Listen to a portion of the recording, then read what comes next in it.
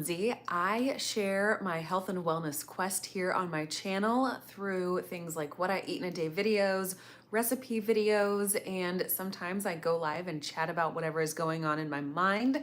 If you are interested in any of that content and not yet subscribed, I would love to have you do so. Thank you so much to my returning viewers. I'm super pumped to have you here.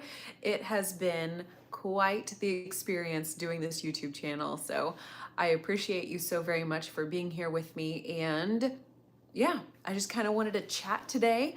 I don't know if anybody will pop on live. I tend to go live very randomly and spontaneously, and I hadn't done it in a little while, but I decided I'm gonna try to carve out a minute to go live today. And I feel like I keep seeing my hair doing wonky things, my background. Oh well, I'm just gonna pretend like it's not bothering me, and we're just gonna keep moving forward. Hello Naz. I didn't really have too much to share today. I definitely wanted to have a just a connection time today. I don't know how long I'll be live. I thought I was going to be able to sit outside on my front porch, where it's one of my favorite outside spots in the afternoon, but the wind was gusting pretty badly out in the front, and there was a mower across the way in the field trying to keep that mowed up. And it seems like there's kind of an almost contagion of people who mow their lawns. So nobody can mow their lawn all on the same day or in the same 2 days. It's more of a rolling, every single day somebody is mowing their lawn. So hello, Ketosis Focus. I like your name. And Cindy, good afternoon. Is it afternoon where y'all are? It sure is over here on Eastern Daylight Time in the Ohio. I wanted just like to tell you one little bitty blip of a story and just kind of how things are going for me right now. And the story I want to tell you, it's just like, it's such a silly, small little story. Kentucky, it's afternoon, of course it is. The story is so small that I don't even know that it's considered a story. It's more of just like, hey, this was happening, and so it got my wheels turning. And that was 2 nights ago, or maybe it was last night. Time has gone by just like very fast for me. My husband was cleaning up our grills, and it's still morning in California. um, we had grilled, and he's been using his grills more often. He wanted to get those cleaned up before putting them away. And while he was doing that, it's, so nice in the evenings here right now. So I thought I'll come out and hang out with him and chat and whatnot. But that's never really what happens for me. I usually wind up finding something to do whenever I'm just standing around chatting with my husband while he does some project. And I got to noticing one of our flower beds that's actually got like gravel and whatnot, and it just started to get overrun with weeds. And so I just started plucking the weeds, and it got me thinking that weeding is a very constant battle. Almost, it's a constant activity, something you have to stay on top of all the time, or else it just goes way out of hand. And we have quite a few little flower beds. I think you can see this tree right here and this tree back here, and right behind me there's tons of flower beds and whatnot. And then in our front yard we have some other trees and flower beds. We have this one patch on the side of the house, which is where I was working, and it's one of those spots where we were kind of consistently keeping up with the ones around the back and keeping up with the one in the front. And then I had totally overlooked the one on the side of the house, thinking, not thinking anything of it, because the way that the driveway works, I never drive past it, and I never really walk past it unless I'm going back into one of the garages. And when I go back into the garage, I don't even come across the actual flower bed itself. So I'm sitting there thinking, as I'm pulling all these weeds, I constantly need to be doing this in my life in general. Like in general, I need to be weeding, and I need to be constantly finding those little areas that are going to suffocate other things in my life. And I noticed there was one specific weed that had gone through and just started to grow up through one of our rose bushes. I think it's a rose bush. I think it's a knockout rose bush. it started to like weave itself up and over, and it was kind of one of those vining kind of weeds, and it just started to wrap itself up and through and in and out and all around this shrub. And I couldn't get into it very easily because it's a very thorny shrub. And it was one of those situations where I weed barehanded. It's not that big of a deal. But whenever there's thorns, it's a little more tender to try to shove your hand in between the branches to try to pull this weed out. And it was a thick stalk of a weed. I think it was probably about as big around as my pinky. And it was not budging. In this area, it's like a gravel, kind of like a zero landscape kind of a look on top instead of mulch. So a lot of the weeds come out very easily. You can very easily just like pluck and move on and pile them up and then toss them away, or put them in a burn pile if you do that. So I'm sitting there trying to work on this weed, and I'm thinking, how easy is it for us to allow a small, tiny little weed to get a little tiny patch of grass, or a tiny little bit of um, just a tiny little bit of purchase in your life, some tiny little thing. It can just easily start to wind its way up and in, and all of a sudden it's fully engulfed you into whatever that may be. And I think sometimes about how I get fully caught up in one thing going on, as far as like the way that I eat. Um, as far as like, I get so engrossed in, oh, I want to try out this recipe, or I want to try out using this ingredient, or whenever the protein power flour really kind of got going, and I was using that for everything, and then it kind of fully entrapped my brain, like, oh, I got to use this all the time now. This is the best. I love this. But it kind of meant that the rest of what I was doing was kind of being suffocated out, or starved out, or just like deprived from what it needed. And the things that I was depriving in favor of one thing just really, they suffered a lot. And I have noticed over the past several weeks of going back to high fat and reducing just the complexity of making food in my life, I found that there's just so much more contentment in life in doing that, and just constantly staying on top of those little tiny weeds, those little tiny crop ups, like, oh, I really want to have a mug cake. Well, it's okay to have a mug cake every now and again. And I used those all the time in the beginning of my quest for health. And I can have one here and there, or I can make something that's a sweet treat every now and again. But to have it then sort of start, if I don't pluck that out of my everyday diet on a consistent basis, and have it not be my sole focus, then it's going to take over my entire health adventure, and I am going to be way off the rails, and I'm not even going to know how I did that.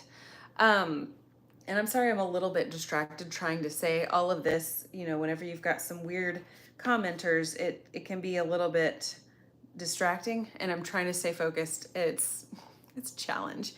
But it's just one of those things, like, we can have carb creep happen so easily, so easily. And it's one of those things where you say, well, this thing is keto friendly. I tend to use that word more so than this is a keto food, because a food can't be ketogenic, but your body can react in a ketogenic manner to the food. So a food can be keto friendly, but that doesn't mean outside of the context of using it as what it is, a treat, or a convenience food for a moment when you need a convenience food. That doesn't mean that it's a bad thing, but trying to keep it from becoming the go-to, or the baseline, is really difficult. You have to weed those things regularly. If I go on a trip, my husband and I, we always try to find the cleanest beef jerky we can, or at least the sugar-free beef jerky if we can.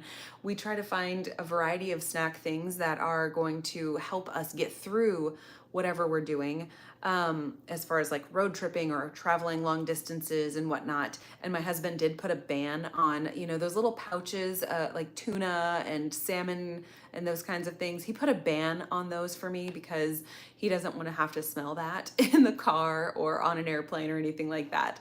But it's just, things outside of that. So you think about, there's a lot of unclean or questionably ingredient sourced foods that are on the shelves these days that you can pick up at Walmart. You can pick them at the Kroger. You can find them at the grocery store, anywhere. And they're tasty and they're addictive and they can kind of take over. They have their place, but they can just start to infiltrate a daily lifestyle if you're not careful. And that's what I was sort of, correlating in my brain when I was going through plucking all of those weeds out of my flower bed. And it just kind of, I tend to have some carb creep here and there, I've realized, and I need to stay on top of that. But I also try to balance that with my food consumption is not my entire life. It is a part of life and it's a necessary part of life for me, but it's not the only thing in my life. Therefore, I shouldn't focus on food so much that I wind up, obsessing about it. And I have an extreme personality type, so I do tend to get very obsessive about the things. And it it's a struggle for me to not be obsessive about all of that. And it's just constantly weeding out those thoughts and ideas so that I can be weeding my food consumption and making sure that the nutrients that I do need are staying in. The nutrients that I don't need are being, completely eliminated from my diet. So, and some of these addictive foods are things that I actually create for myself. They are not just like the convenience foods that I buy off of a shelf because we're gonna go and do a 5-hour road trip.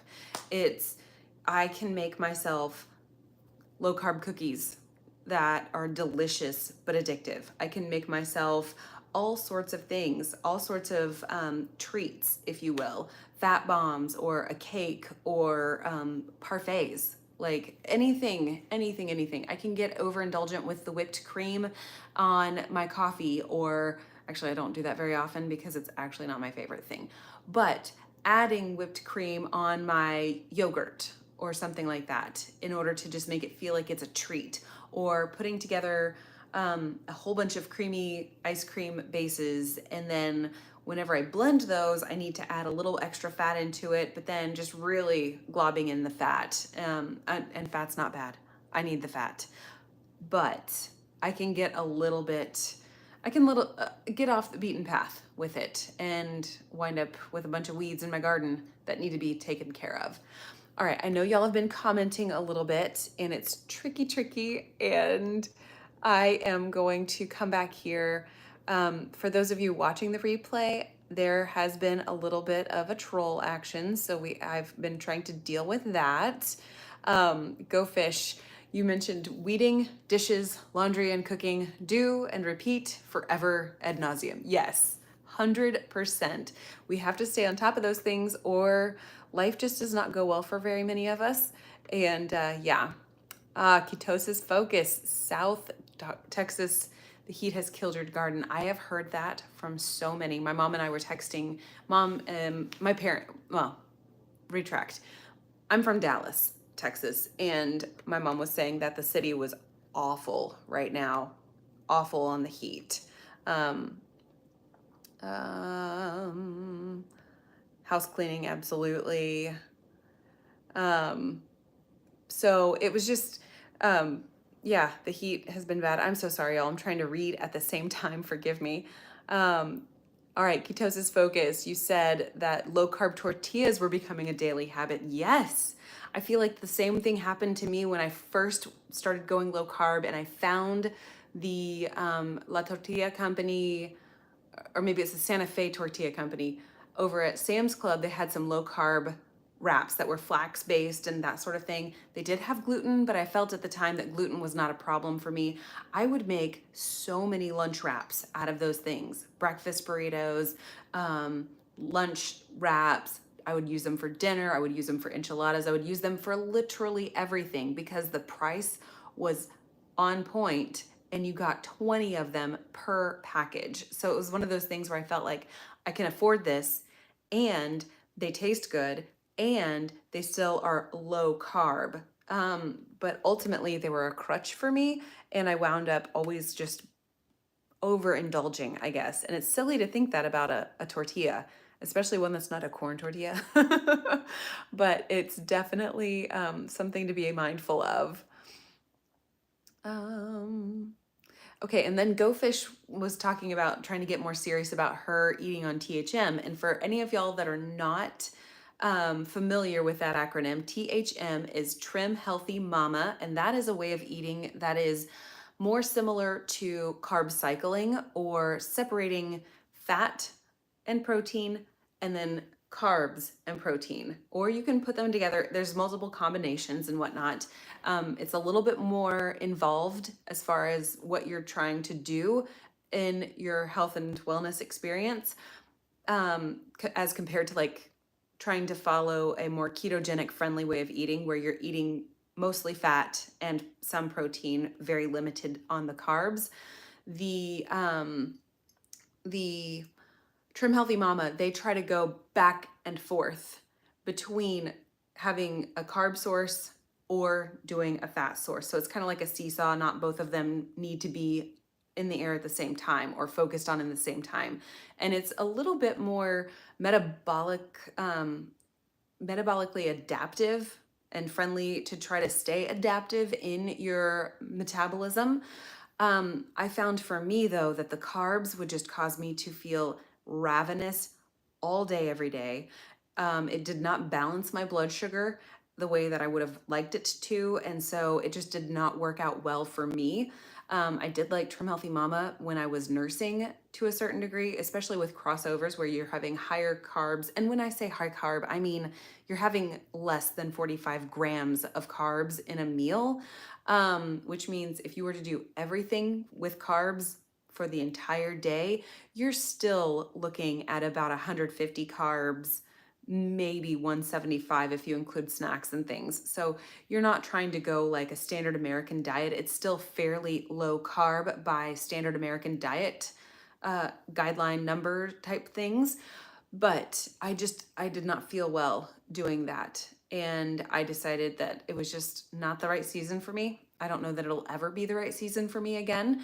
And, but I do know that so many people thrive on that. I know so many people really need the variety of being able to eat a baked potato or being able to eat quinoa or having brown rice or something to that effect. I'm not that person. I have definitely sorted out what works well, or at least what I believe works well in the current season I'm in, and I just tend to stick to that. So I hope that explains Trim Healthy Mama a little bit. And Go Fish, too many low carb wraps in the past. Yes. When can you set it to allow comments, only subscriber comments? I am sure that I can. I don't know how to do that from this. I'm streaming on my phone right now, so I will have to go back and learn how to do that, but I do know that that could be an option. I'll need to go work around with all of that. Go Fish said, good explanations of THM. Thank you, Go Fish. And I started sharing on my channel here about homeschooling things and Trim Healthy Mama things because I loved THM when I was doing it and I was pregnant. That's a big difference as well. And sharing Trim Healthy Mama was great fun because there were so few people doing it and it made me just like, I wanted to learn more about THM, or I wanted to see how people implemented THM more so than what I actually could find on the internet. I don't do Facebook, and I have since quit the Instagram and whatnot, but I wanted to see how other people were doing things. And so I figured if I want to see it, somebody else might want to. So I put it out there on the internets here on the YouTube, and it's been a long, I've been on YouTube now for, gosh, 5 years sharing videos. I've participated in YouTube since like 2009. But yeah, I love sharing videos. Go Fish correctly states that everyone's body is different and you've got to figure out what works for you. And there's a lot of experimentation that has to happen in order to work that out. And it's very easy to find someone on the internet and say, this person sort of says things that ring true with me, and I think I want to try what they're doing. And then you try to follow what they're doing exactly without assessing the outcomes as closely as you might need to. And really and truly, there's no one way to do it exactly correct. And I think that having people to follow and to inspire you is awesome, because I also love to follow and be inspired by others.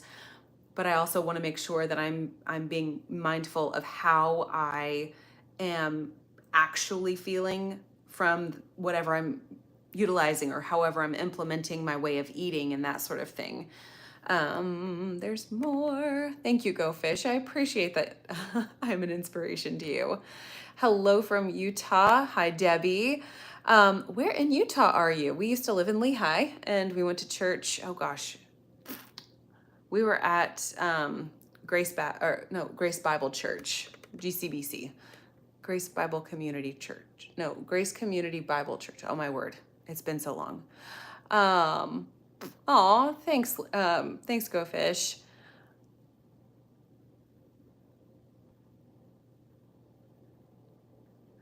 All right. So is there anything that y'all have figured out that is kind of like a weed? Oh, okay. Very cool, Debbie. I know my husband, he went like off-roading and stuff like that down there, and they may or may not have rolled over a UTV. It was years ago, years and years ago. No Carb Barb, hello.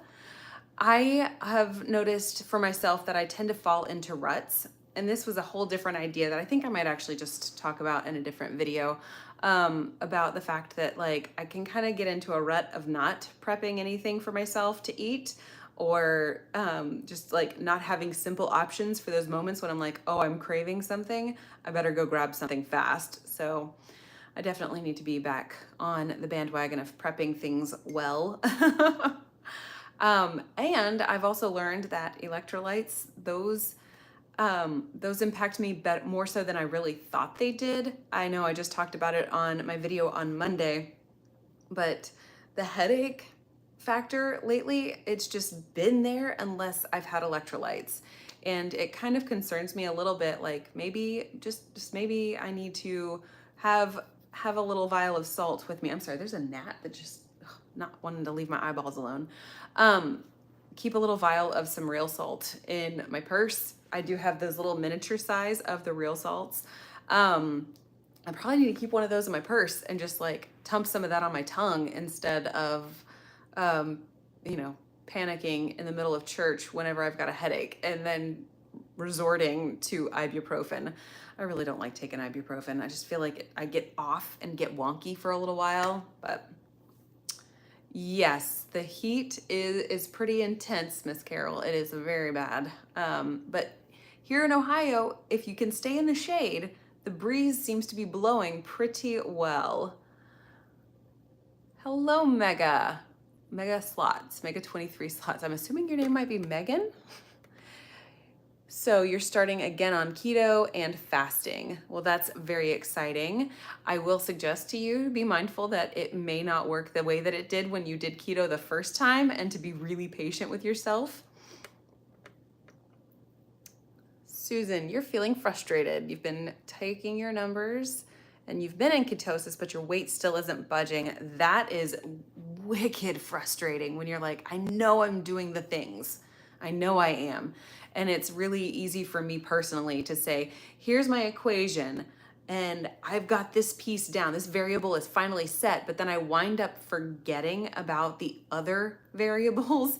And I don't know if your brain works like mine, but I tend to get hyper hung up on a single variable when the whole equation really has to balance out. Ketosis Focus. You just picked up one of those tiny salt shakers at KetoCon. It's stinking adorable. I love that little 6-pack on their website. It's great. Just refill them. I'm gonna have to start keeping one in my purse and one in the car, and just trying to like stash them in a variety of places so I don't go without. But the problem that happens with me is I'll run out and then I'll bring the vial back where it needs to be refilled, and then I'll totally forget about it. It's great. It's really wonderful. Okay, no carb barb. How long do we stick with a program before we decide it's not working? That is an excellent question. And I'm a gut feel person. If I feel like in my gut, like things aren't quite right. Case in point, I'd been Ketovore for a long time, really hyper focused on protein. It became a joke in my family. It was a problem.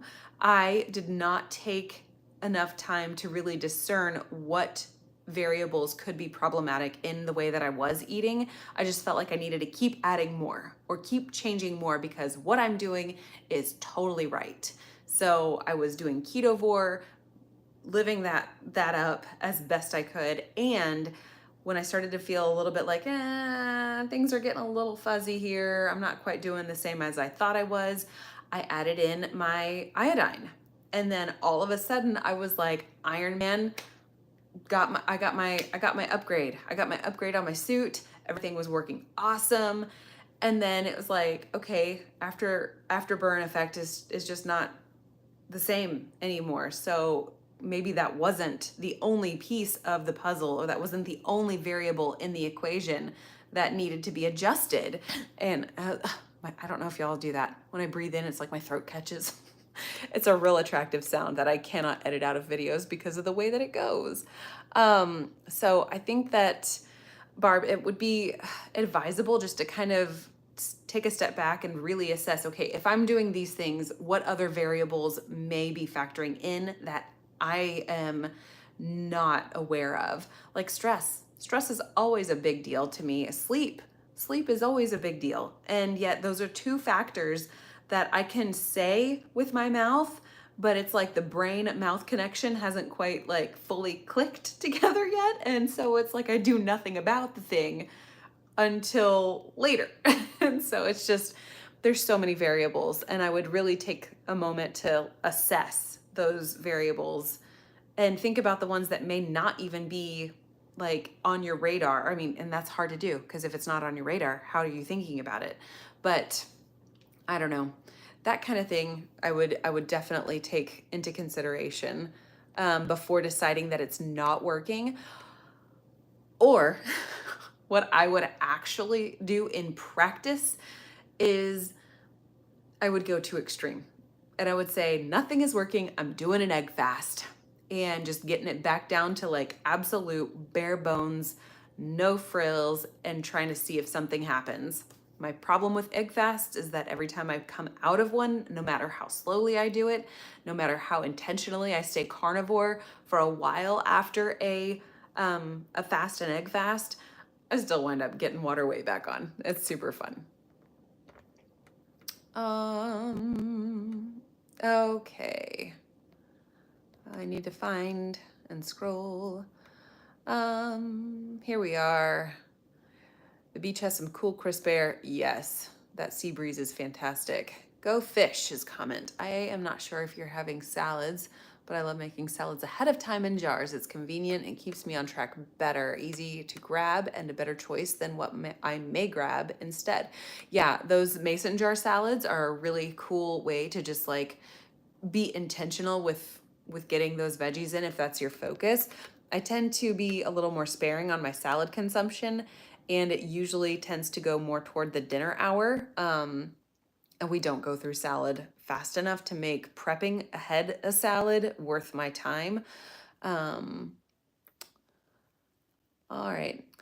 Hey, Brianna. Diva and the Divine is here. That's super fun. Stubborn is my middle name, perhaps. Mega Slots, you need to prep better. My best ideal out to eat menu, fave places. I do not eat out often, if at all. Yeah. We don't ever really eat at chain food restaurants. We're definitely the people that if we are out of town, we try to find more hole in the wall kind of places or local non-chain places. And if we are out and about, I will usually try to find some kind of a steak that you can tell them how you want it prepared. I will try to find something that's got like salmon. Salmon is like one of the fish that I do love to eat. So there's that. And I always ask to swap out for extra veggies no matter what. And if it's not right, I have no issues with sending it back. I know sometimes people will say, like, I don't want to be a bother or anything like that. But my strongest recommendation to anybody trying to be diligent in their food choices is that if it's not right, send it back. And that's coming from someone who worked in the restaurant industry from the time I was 16 until, gosh, had I graduated college? I had been in the restaurant industry for like at least 5 years. So sending it back is not as big a deal as people think it is, unless you get your server on the bad day. But if they don't bring it back right, send it back again.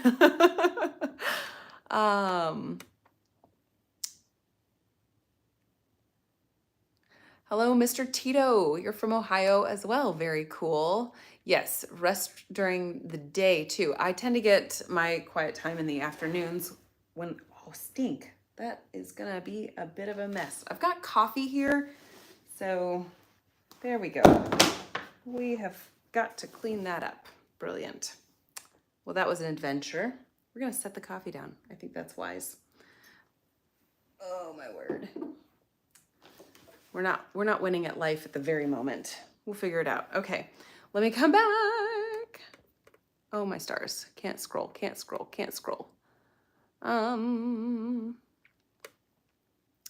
Yeah, stress and sleep are definitely factors that you've got to consider. It's not one that I like to consider because I tend to view a lot of my stress as like good, exciting stress. And, it's kind of like that positive mindset, the, glass is always half empty kind of thing, but it does make a difference. And sleep, I cannot stay in bed past my alarm clock, which kind of, I think, frustrates my husband at times whenever he knows by the end of the night I'm exhausted. He's like, why don't you just like sleep in? And I'm like, I don't know how to do that. That's not real. Amelia, you're from Ohio, but live in Colorado now. Hello. All right, Go Fish asked if there are any foods and drinks I have to make it convenient. Oh, no, you're responding to one of the other comments about making it easier. Prep those drinks, prep the foods that make it easy. I think whenever you are in a place of struggle with the way that you're eating, having more snacky foods prepared can kind of help get through that. Because if I'm stressed out and I want to I feel like I want to just consume, if I'm able to just like consume things that are low carb and more friendly to the way I want to eat, then I'm more willing to stop myself. I don't know why. It's a mental thing for me. Hello, Sherry. Hello, Crystal. All right. Cindy, you found being mostly ketovore carnivore works well for you, best for you. You have lymphedema, sorry. Like there's the lipedema and the lymphedema. Sometimes the words can sound muddy in my mouth. Trying everything to control all the swelling. You wear compression socks daily, you take the diuretic. That does not sound like a good time to me. I'm so sorry that you're having to walk through that. Have you been watching Tammy over at Keto and the Chaos with her whole story about this stuff? It's fascinating to watch because it's not an issue I deal with. So seeing her experience has been very eye-opening. Crystal, you are from, oh, I cannot pronounce that place in Ohio, but you live in South Carolina. Very cool. Katie. Same with the, once I'm up, I'm up. There's no change in it. The alarm went off. We're getting out of bed. I mean, I've got to be ill or pregnant, and that is not my case. So, yep, it's up and out of bed. South Carolina, hot as it can be till December. Yepers. Unless you're like, well, no, I guess on the western half of the state, it can stay pretty humid all for a long, long time. Okay, Cindy. So I'm talking about Tammy, and her YouTube channel name is Keto Chaos. Keto space CHAOS. She is she started off her experience as a keto lifestyler, and she lost a lot of weight. She had a tummy tuck and all kinds of fun things in order to alleviate some of her extra skin and stuff. And then she was doing kind of more of a sort of like a macro kind of way of eating, and she is on a cut during the summertime doing keto. So she kind of has a variety of ways that she has eaten, and it's interesting to see her experience doing that.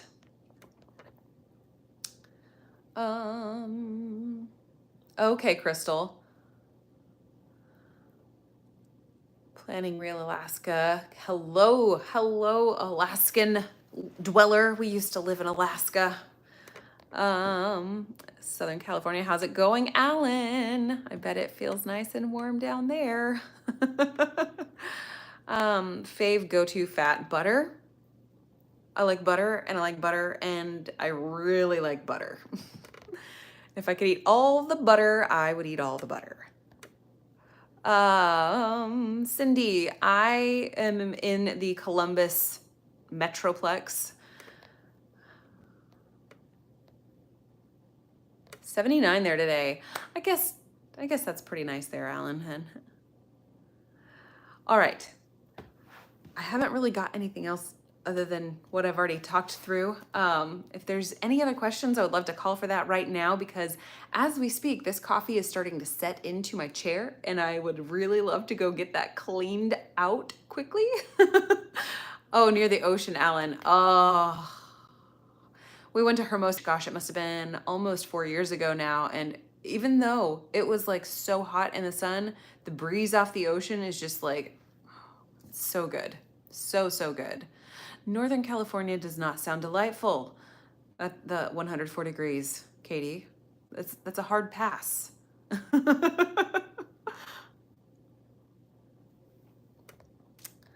All right, y'all. I know I hadn't gone live hardly at all this past July. Oh my gosh, it's July. So I wanted to do that. I talk a lot about being, like one to go live pretty frequently whenever I do my little spiel at the beginning of my videos. And yet I realized I have not gone live hardly at all this whole month. What is my life? Oh, my life has been busy. That's what it is. Okay, Sherry, this is a fantastic question. Okay. Sherry has real serious ADHD. She's trying to stay focused, even in ketosis. How do I use my timers? Okay, I'm a timer person, and it needs to be short stints of timers. And I have to go through and say, I get my brain a little bit bogged down with, I have so many things that I have to get done. And I think I can accomplish way more than I actually can in a small amount of time, because, I tend to hyper focus on that one time I was able to do that particular task in nanoseconds, but reality is that it takes me like 17 minutes to do that thing. So why do I think that the one time I was able to do it in like a moment, why do I think that that's the way that it always is? So I always set my timer on my watch, and I always just like go for a baseline of like 10 minutes. And I will even do this whenever we're watching TV at night. Like, I'll set my timer for 10 minutes, like, oh, I need to go and double check on this thing, or I'll pull out a Ninja Creamy base so that we can have for ice cream. And we set it out on the counter first and let it kind of defrost for a little bit so that it blends up better. And we can sit there and watch TV, and an hour and a half will go by, and I'll be like, oh, we wanted ice cream, but it's an hour and a half later, and now I have soup. So, so I just set the timer for 10 minutes almost every time. Sure, you call it a T-pad, time passage allowance disorder. Yes. Yes, I suffer from that greatly. So it's okay, I think, but that's what it is. And I'll set timers for myself to remind my children to do the things. I will oh, Mary, you've distracted me. Forgive me. You're behind on my live, but you just had to say you did not just say tumped. I do say tumped. It's like tip and dump all at the same time. It's the same, it's what it is. Timers and daily schedules. Okay, so I'm really awful at scheduling. Terrible at it. I'm terrible at time blocking. I'm terrible at like task switching, which is why I have to go through and do the timers in order to force my brain to have like an external stimuli saying, change it up. You were supposed to do something. My husband, he prefers to write lists, which works really well for him. I find myself, I tend to write the same list over and over again, set it down somewhere, forget where I set it down, and then try to recreate the list and always forget something, but add at least 17 things more. I will say, pulling back on the routine, even though I'm not awesome at it, I'm not good at it yet. I still wind up with about 80 grams on my protein by the end of the day, and it's something I'm still trying to work through to draw back. But having reduced my protein so much has sort of helped me not feel as out of control as I did when I was high protein. So that has tremendously helped. Okay. Now I really do have to go. I have not taken the MSM. I know Wendy talks about it all the time on their videos, and I've considered it, but she said that hair started growing, like their hair and their nails got better, and I'm like, I don't need more hair. That is not an issue I have.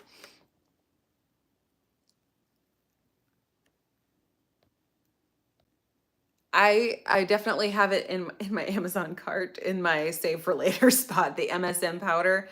And it's not very much money. It's like $13. So I'm thinking like, oh, I should just go ahead and get that. But to be honest, most of the supplements I buy, I get really excited about using them for a little while, and then I fall off the bandwagon and I'm like, oh, I need to get back on the bandwagon with using those. And it's just like not a consistent usage. Okay, Planning Real Alaska. I'm not exactly sure what the MSM stands for. Let's see if I can't pull it up.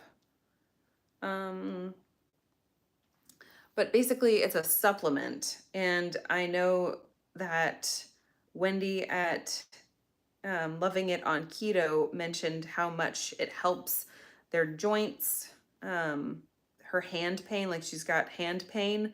I'm not seeing it. MSM Pure. Oh, it's kind of like a really complicated scientific compound name. But it's joint supplement, I guess, is really the best way to say that. Although I should probably definitely take that for my jaw. Sherry, you give the MSM to your senior guinea pigs. Sulfur compound. Yes, I see the word sulfonate, sulfonamethane. Oh, all right, y'all. I gotta go. My doorbell just rang, but I appreciate you coming on live with me so very much, and I hope to see you in my next video.